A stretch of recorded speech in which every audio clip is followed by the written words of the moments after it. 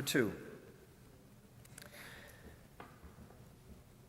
this requires some assumptions.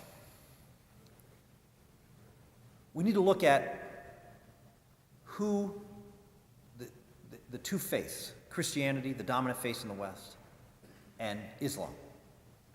And we need to distinguish and understand that they are different from the standpoint of how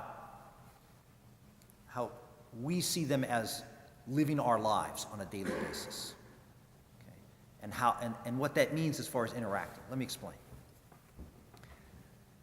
Christianity and Islam throw out the faith tenets, throw out the truth claims, throw out any theology, and just look at Islam as Muhammad as a leader of people in a secular government, as a leader of a civilization or a group of people.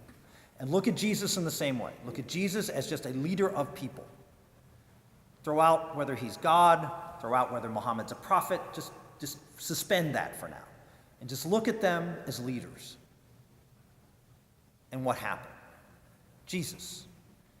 Jesus was someone who never conquered, never established a kingdom here on earth, okay? Never governed, was always on the outs, if you will, with the government. So what did Jesus teach?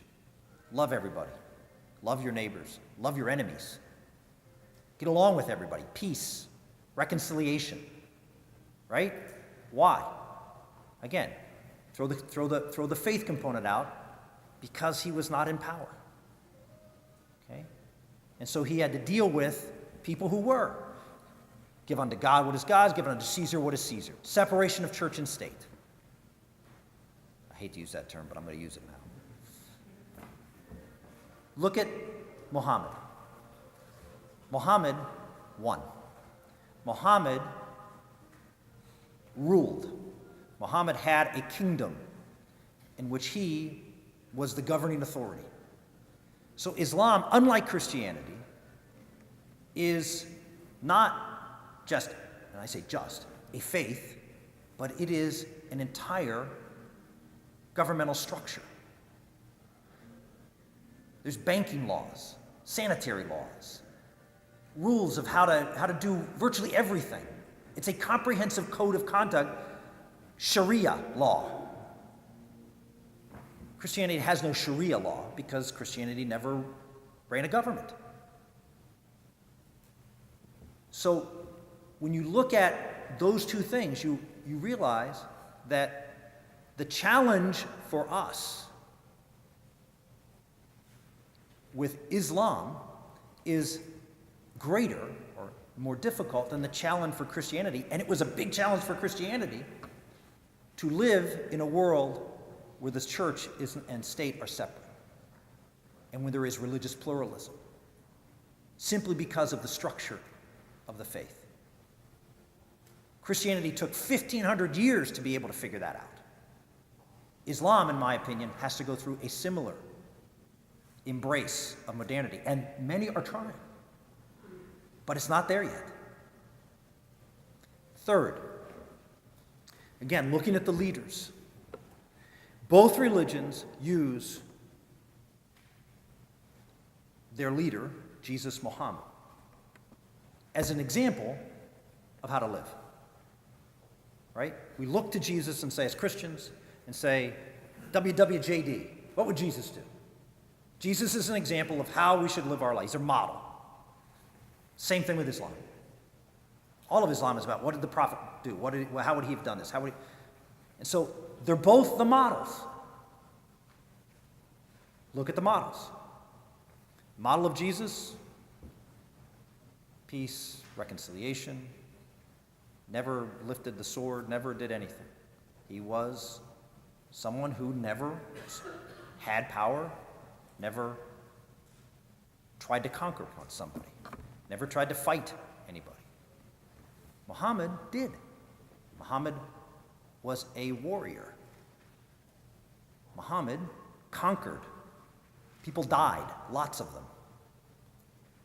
Violence, there was a lot of violence. So the model of who we're supposed to emulate is different. And that creates a difficulty. I would argue, not an insurmountable difficulty. Because like everything, even Christianity, there is a cultural context in which things are placed. But it's an effort that both faiths have to go through. One has done so, never completely always living to the standard, obviously.